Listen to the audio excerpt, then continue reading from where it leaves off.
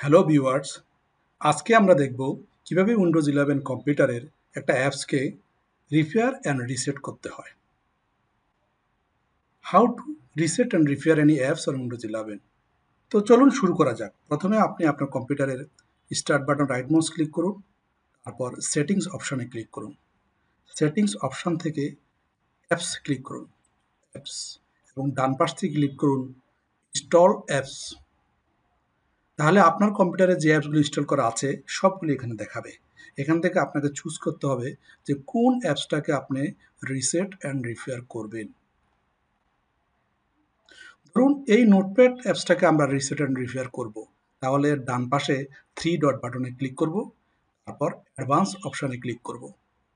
Advance option থেকে একটু নিচে আসবো, তাহলে আমরা দেখব reset, repair and reset. Repair click করব এবং রিসেট করে নিব, রিসেট।